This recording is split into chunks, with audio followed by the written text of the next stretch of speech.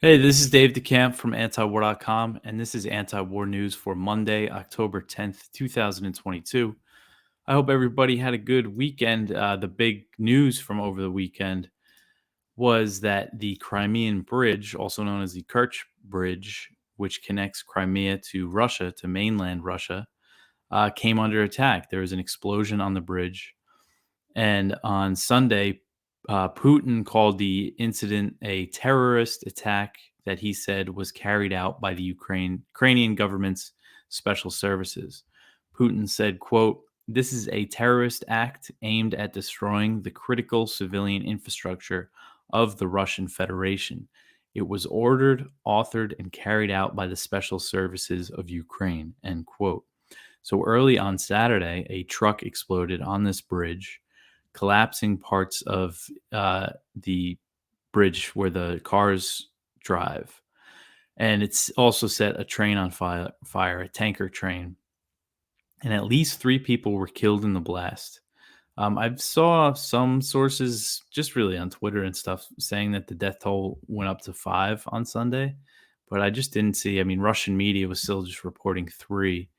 Um, so it could be higher, but as of Sunday night when I wrote this, it was three was still the number being reported.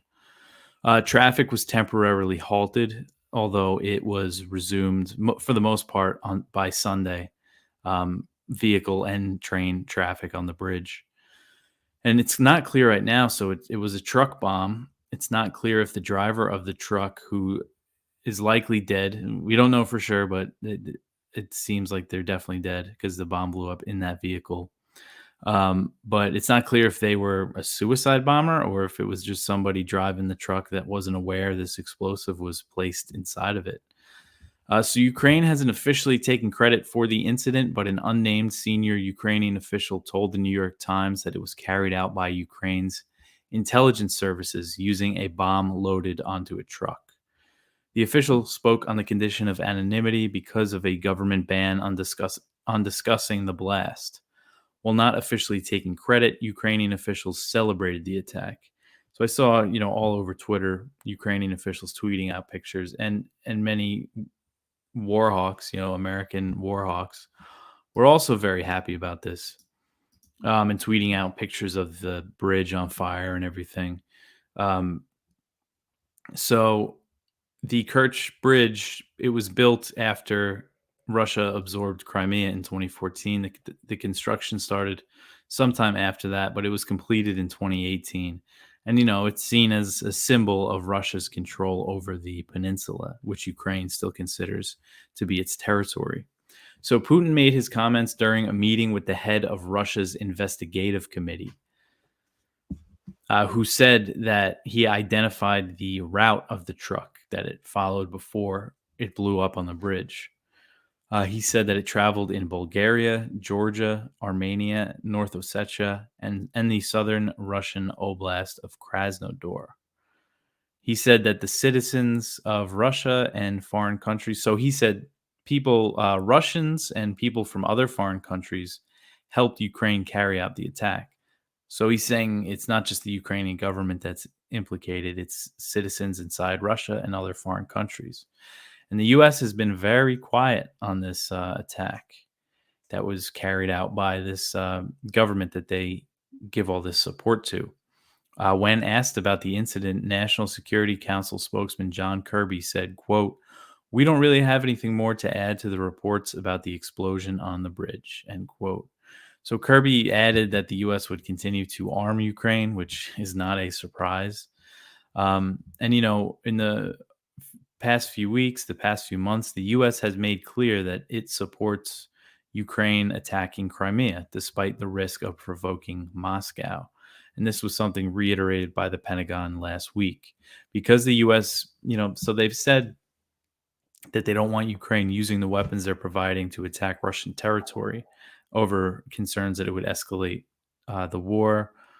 But that doesn't apply to Crimea, even though it's Russian controlled since 2014, and to Russia, it's theirs, and they're never giving it up.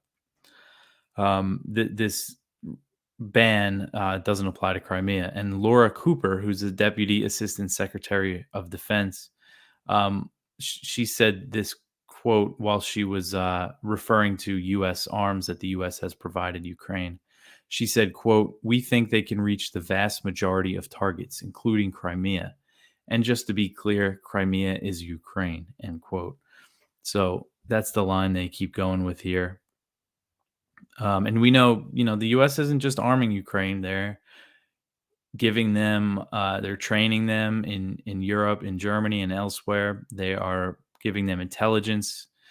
There's CIA and special operations forces on the ground, which we know now. So you always have to wonder when stuff like this happens if the U.S. had any foreknowledge of them attacking a bridge and uh, attacking an area where civilians are, frequenting. Because it looks like the truck driver was killed and two people that were in a car next to the truck, from the reports I read. So two civilians in the car, and then the truck driver, who again we don't know, suicide bomber or just innocent person that was unlucky enough to be driving that truck. Okay, so the next one here, this is from Kyle Anzalone. He wrote this up on Friday. And so Ukraine, they have approved a draft budget for 2023. The spending plan has a $30 billion deficit, which Kiev largely expects to be covered by Washington. And as we know, the White House has sent Ukraine tens of billions in aid since Russia invaded in February. So this is Ukraine's parliament. They approved the spending plan, and it needs to be resubmitted before receiving final approval. But it's just interesting that they're expecting that this $30 billion deficit that the U.S. and the EU and the IMF are going to make up that money, and it's mostly going to fall on the U.S. It seems like just a preliminary plan here is for the U.S. to provide $18 billion, and the European Union and the IMF to combine to give $12 billion. So over the past 7 months, the White House they've authorized at this point nearly $70 billion, about $67 billion in spending on the war in Ukraine.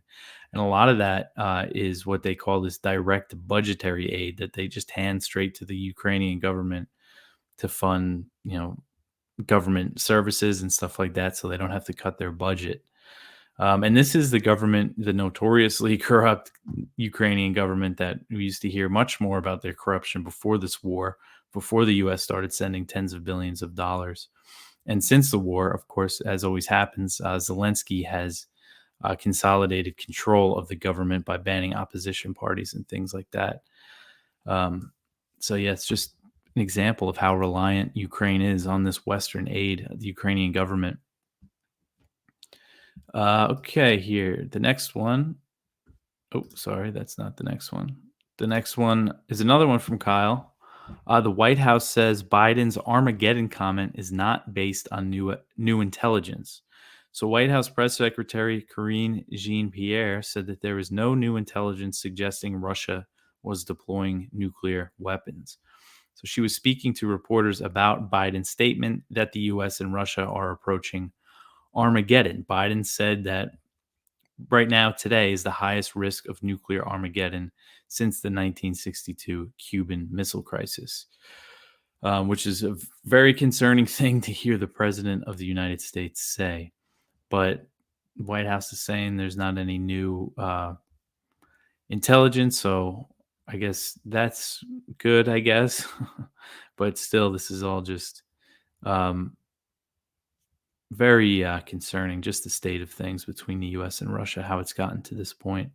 And we were talking about Crimea and how Russia considers that its territory. But since Russia has annexed Zaporizhia, Kherson, and the Donbass now, the areas that they control there, that means that they consider any attacks, Ukraine's counteroffensives, to be Russian territory. So they're going to treat everything as attacks on Russian territory. So they're set up now that they could have a major response. They have their own pretext for it now. All right. So the next one here, this is from Fairness and Accuracy in Reporting, and it's says that the New York Times celebrates the neo-Nazi Azov unit. So if you know about the Azov Battalion, that's how they started off. They were a neo-Nazi militia um, that became part of Ukraine's National Guard. They're now known as the Azov Regiment. But before the war, I mean, Western media regularly described them as a neo-Nazi militia. Even their Wikipedia page, until very recently, was described them as a neo-Nazi group. But now they're getting all this good, great press coverage from the Western media, and this New York Times story recently referred to them as the celebrated Azov Battalion. So it's really just amazing how they're trying to rehabilitate this group that used Nazi imagery and stuff until very, very recently. Okay, so actually, I'm going to take a moment now to mention that it is our fund drive, and we're doing pretty good, but we could really use some help to get things going here, so we could finish the fundraiser and focus on our work. We need about $80,000. We're just crossing the $10,000 mark. And we have another great endorsement. If you go to antiwar.com and look at the top of the page, you will see Colonel Douglas McGregor. And I'm going to read his endorsement for us that he wrote. He said, "In times of universal deceit, said George Orwell, telling the truth is a revolutionary act. Antiwar.com is a voice of truth and sanity in a world where lies are so abundant. Finding the truth is nearly impossible. Antiwar.com is the antidote to dangerous fiction. It serves as a platform for millions who seek the truth, but often cannot find it anywhere else. Today, more than at perhaps any point in American history, financial power rests in the hands of those with the least interest in the truth. Antiwar.com is the place where the American people can find the men and women with the courage to challenge conventional wisdom and blatant fabrication. Antiwar.com is a bright, shining light of truth in an otherwise darkening sky. Without it, too many of us would stagger endlessly in the dark." So, yeah, that's really cool that he wrote that for us. He's been just such an important voice as this war's been going on, a real dissenter right now when there's so few of them. And, he has the credibility to back it up because of his military history and everything. So, yeah, please go to antiwar.com/donate. And you'll see the different ways you could donate. You could always call up Angela. You'll see the number there if you want to speak with her. You could always get in touch with me. I'm pretty easy to get a hold of if you ever want to talk with me. Shoot me an email or message me on Twitter or something. We could set something up. But yeah, please donate. I'll get back to the news here. So the next story, President Biden changes the U.S. drone strike policy. So on Friday, President Biden issued a guidance requiring presidential approval for drone strikes outside of Iraq and Syria, which are the only two countries officially recognized as active U.S. war zones. So this means that drone strikes in countries like Somalia, Yemen, Afghanistan, anywhere else that the U.S. might launch a drone strike would need to be approved by the White House, by President Biden. And this guidance comes as the U.S. has stepped up its air war against al-Shabaab and Somalia, which I've covered a lot lately. But there's a kind of a big but here, is that the guidance has a loophole by allowing strikes to be ordered without White House approval if they're done in the name of self-defense of U.S. forces or other partner forces. And if you look at AFRICOM's press releases about the Somalia airstrikes, most of the recent ones, they claim or they say are done in the defense of Somali government forces. So it seems like, theoretically, if the Somali government, the US-backed government, launches an offensive somewhere against al-Shabaab or something, and then they need some US airstrikes, then that can be done in the name of self-defense and they don't need White House approval. So I think it just sounds like it's a pretty big loophole to me. And the policy, it also requires presidential approval before adding a suspected terrorist to a U.S. government kill list. So if they're added to this kill list, that means if a person's added to the list, it means that they can be targeted by a drone strike or a special operations raid. So now Biden has to approve everybody that's added there. And this guidance reverses moves made by the Trump administration to loosen rules for drone strikes, which gave lower level officials more leeway when it came to launching them. So when Biden first came into office, he ordered a review of the counterterrorism strategy. And around that time, he was said to impose limits similar to the ones that he formalized on Friday. Because I remember when he first came in, there was reports that he set these limits already, but temporarily while they were doing this review. But then again, I just find it hard to believe that he's approving all these strikes in Somalia. And again, they say a lot of them are done in defense. So I guess he doesn't have to. I know that he approved the drone strike, the CIA drone strike in Afghanistan that they say killed Ayman al-Zawahiri. But yeah, so this is just something. Again, they're stepping up airstrikes in Somalia, and there's been more in Syria too. So I don't think this is really going to have much of an effect on what Biden's policy is right now. Okay, the next one here. The White House released a new Arctic strategy, which calls for an increased military presence in that region.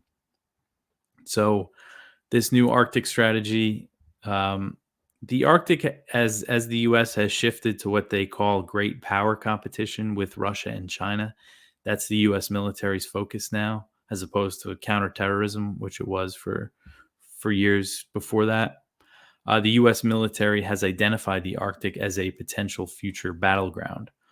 And the security section of this new strategy says that the U.S. will enhance its capabilities in the Arctic region to deter threats. As part of this enhanced military presence, the strategy calls for more exercises with allies in the region to, quote, deter aggression in the Arctic, especially from Russia, end quote. In the strategy, they also say that China is trying to increase its influence in the Arctic, and NATO is looking to expand more in the Arctic, which it calls its northern flank. And the military alliance, its presence in the region could get a boost if Turkey finally signs off on Sweden and Finland joining NATO. They have territory in the Arctic, just a small chunk of their territory, but they are Arctic nations. If you look at the map here, I mean, Russia has just a major Arctic coast. They are an Arctic power, right? The U.S. has Alaska, and Canada has a pretty decent coast as well. It has a lot of territory in the Arctic. But this is just an area where they really want to militarize, and it seems like that's inevitable based on all these strategies and stuff they keep releasing, calling for this buildup. Okay, so the next one here, U.S. Central Command says a rocket attack targeted U.S. troops in Syria. So this was on Saturday. CENTCOM said that this rocket attack targeted a base housing U.S. troops in northeastern Syria, but no troops were killed or injured in the incident, and no damage was done to the compound. So not much really happened here, but this did come after the U.S. carried out a raid and launched airstrikes in Syria in operations that CENTCOM said killed 3 ISIS members. So far, no group has claimed responsibility for Saturday's rocket attack. And while there were no casualties in the incident, there's always a chance that the U.S. could escalate in response. If you remember back in August, President Biden ordered airstrikes against what the U.S. said was a group that was affiliated with Iran. And they said that these strikes were in response to a drone attack on the U.S. base at Al-Tanf in Syria. That's more in the south. But that drone attack, same thing. There were no injuries, and they said that there was no damage to the base. But then about a week or two later, they launched these pretty massive airstrikes, from what I understand, against this group that they said was affiliated with Iran. And that started a little escalation. There was some rocket attacks on U.S. bases in Syria, and then they launched more airstrikes. So several people were killed. No U.S. troops, but people that they bombed. So the military presence in eastern Syria, which is opposed by the Syrian government, it always risks it's a tripwire for a wider conflict because these attacks are always going to happen once in a while, and then it could just spiral into a much bigger conflict. All right, the next one, more on Syria. This is from the Cradle, and this is saying that the U.S. military forces that are occupying eastern Syria said that they looted a new batch of oil on the 7th of October from the country's Jazeera region. This is according to local media reports. So, Syrian media, they say that the U.S. military sends oil shipments, oil tanker trucks, and stuff to Iraq in big convoys, and that they do this all the time, and that they're smuggling like a lot of oil out of Syria. So the region that the U.S. occupies in eastern Syria is where most of the country's oil fields are located. It's where most of their oil resources are. Okay, so the next one here, Chinese ambassador thanks Elon Musk for Taiwan proposal. So Elon Musk is back, in the news at this time over Taiwan. So he did an interview with Financial Times on Friday, and he said that he believes a conflict over Taiwan is inevitable, which could significantly hurt his business interests. Tesla has a few factories in China, and their factory in Shanghai, according to this Financial Times article, accounts for between 30% and 50% of the company's total production. So, when asked about a potential solution to the Taiwan situation, Musk suggested a special administration zone could be created for Taiwan and said the arrangement could be more lenient than Hong Kong. So, he's referring there to the one country, two systems that when the British handed over Hong Kong back to China in 1997, the agreement that they worked out was that Hong Kong would remain somewhat autonomous from Beijing under this one country, two systems policy. And now the US and other critics of China argue that the policy was violated by the national security law that China recently passed. They passed it in 2020 in response, I'm sure everybody remembers those protests in Hong Kong. China cited foreign interference as a reason to implement the law, and the U.S. government did give support to the demonstrators in Hong Kong. And you saw protest leaders go to Washington and plead for U.S. intervention in Hong Kong. So the U.S. interference. I linked to an article here, just more about that I wrote about how U.S. funds were actually going to protesters in Hong Kong through the Open Technology Fund, which is it's an independent nonprofit, but it's financed by the U.S. government, and they were providing support to the protesters. But anyway, it's just important to know why the U.S. intervention gave China the reason to pass the law. And then the U.S. responded by taking away Hong Kong's special trade status. That's what the Trump administration did because Hong Kong previously was not subject to the same sanctions, export controls as China. So it just doesn't make much sense when you're concerned about Hong Kong being closer to Beijing. Why would you take that special trade status away? That just makes them more like China. But anyway, so China has previously offered a one country, two systems arrangement to Taiwan and maintains that it seeks peaceful reunification. So China's ambassador to the U.S., Qin Gang, thanked Musk on Twitter for his idea and just reiterated China's position, which I think is just something to highlight once in a while, what China says that they want for Taiwan at least. Qin said on Twitter, quote, "I would like to thank Elon Musk for his call for peace across the Taiwan Strait and his idea about establishing a special administrative zone for Taiwan. Actually, peaceful reunification and one country, two systems are our basic principles for resolving the Taiwan question and the best approach to realizing national reunification. Provided that China's sovereignty, security, and development interests are guaranteed, after reunification, Taiwan will enjoy a high degree of autonomy as a special administrative region." and a vast space for development, end quote. So China's saying, they'll get a lot of autonomy, one country, two systems. But the Taiwanese that didn't like Musk's suggestion, Taiwan's de facto ambassador to the U.S. said Taiwan was not for sale, and Taiwanese lawmakers just criticized his suggestion. But you know, when you talk about Taiwan, everybody says, "Oh, one country, two system." Well, look at Hong Kong. Look at the national security law and the crackdown there. But Taiwan and Hong Kong are very different places. I mean, Taiwan is an island very removed from mainland China, while Hong Kong is on the mainland coast there. So it is a different situation. It's just interesting to see Musk throwing that out there. I mean, whatever you think of him, the stuff that he's had to say about Russia and China are interesting because he's supporting Ukraine in its war by giving them those Starlink terminals that they use a lot. So he's supporting the Ukrainians, but he got all that heat just for bringing up the idea of a peace deal. It really just shows the discourse.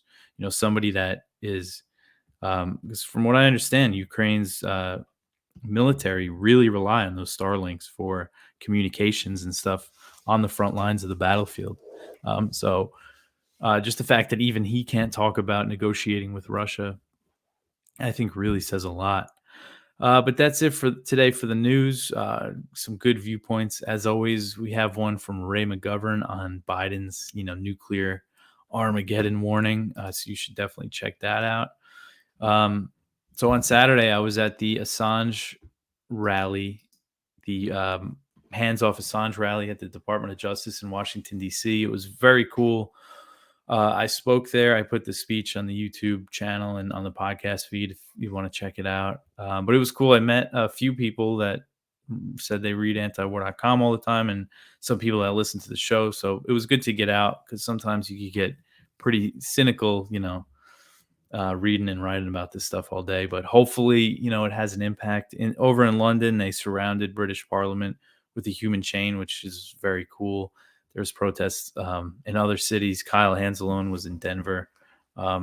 So hopefully, we don't have to do that again and that his legal team wins the appeal and the extradition is dropped. Or a better scenario would be the Biden administration dropping the charges and pardoning him. But I can't see that happening. But so hopefully, the public opinion in the UK influences the extradition decision.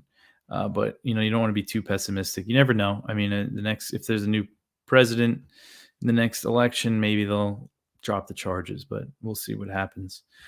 But that's it for me for today. I'll be back with some more news for you tomorrow. Thanks for listening.